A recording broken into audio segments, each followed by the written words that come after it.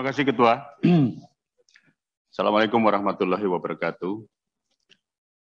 Yang saya hormati Mas Menteri, beserta Ibu Sekjen, salam kenal Bu Sekjen, saya Dedi Yusuf Bu, baru ketemu sekarang, serta Bapak Ibu para Dirjen dan Eselon 1, pimpinan dan anggota Komisi 10.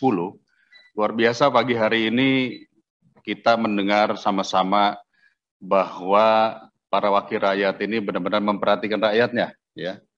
Jadi saya justru tidak ingin mengulang lagi, Mas Menteri. Ada dua agenda. Agenda yang pertama tentunya adalah persetujuan anggaran. Kalau kami dari fraksi Demokrat setuju-setuju saja. Berapapun anggaran yang diberikan pemerintah untuk Kementerian Pendidikan harus kita serap dengan baik. Jadi artinya ini adalah satu hal penting karena kita telah terjadi learning loss. Nah, yang agenda kedua ini yang memang rasanya harus kita diskusikan. Saya sepakat dengan apa yang disampaikan tadi Mas Kadafi, yang bahwa prioritas agenda Pak Jokowi adalah SDM unggul. Nah, kalau berbicara SDM unggul, tentu kita harus berbicara targetnya adalah guru. Karena jujur sajalah, kita ini yang hadir di sini, duduk di sini adalah produk dari guru honorer. Kita bisa duduk di sini jadi politisi, jadi pejabat, jadi apapun juga. Mungkin dulu pernah diajar oleh guru honorer yang usianya saat ini mungkin sudah 50, sudah 60. Dan mereka sudah mengajar lebih dari puluhan tahun. Produk dari guru honorer yang belum bersertifikasi, yang masih seperti itu, yang penghasilan masih 300.000, 500.000 saja, sudah bisa jadi pejabat-pejabat besar. Apalagi jika pendapatan dan kesejahteraan mereka meningkat. Maka 2045 kita pastikan murid-murid kita adalah murid-murid yang lebih hebat dari kita. Akan lebih hebat dari Nadiem Makarim dan sebagainya. Jadi konteksnya di sini adalah kembali, mana yang lebih dahulu? Kesejahteraan dulukah atau upgrading dulu? Kalau kita berbicara upgrading, tapi yang dipikirkan adalah bagaimana makan saya? Pendapatan saya hanya 300.000, 500.000, belum pikiran laporan kerja, belum bikin lagi les-les dan sebagainya, tentu akan sulit. Jadi memang yang paling penting sekarang adalah kita pikirkan kesejahteraannya mereka dulu.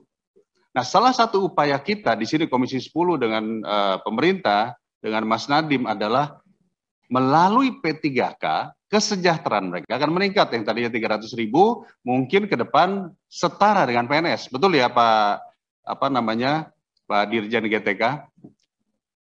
Saya lupa. Pak Iwan. Lupa saya, Pak. Mohon izin Pak Iwan. Karena WA saya jarang dibalas sama Pak Iwan.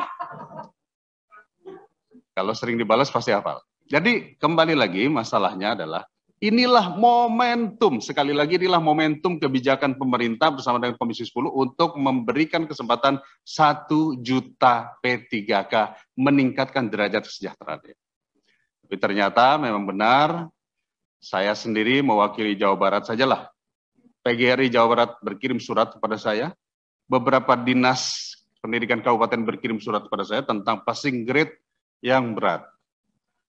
Ya, saya belum membaca itu tadi ada pertanyaan soal sate atau tidak. Jadi akhirnya saya yang saat ini bergelar doktor saja, jadi pengen ikut tes ini. Kira-kira kita bisa nggak lolos? Tentu Mas Nadiem tidak akan tahu detailnya. Saya yakin itu. Tetapi dari keluhan yang banyak, alangkah baiknya, kembali saya langsung saja to the point, saya pikir kuasanya Mas Nadiem saat ini adanya di afirmasi. Kawan-kawan kita para guru-guru honorer ini takut nanti masuk pada level remed kedua, bersaing dengan yang serdik, yang 100%. Yang sudah bersertifikasi yang 100% ini, dia datang mungkin isinya sambil merem saja, udah lolos 100%.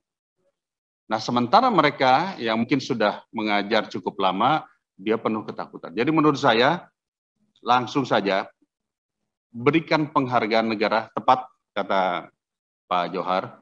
Yang kedua adalah afirmasi, jangan hanya untuk mereka yang serdik 100% lalu yang usia 35 tahun ke atas. Karena ada yang usia 35 tahun ke atas, ngajar baru 2 tahun.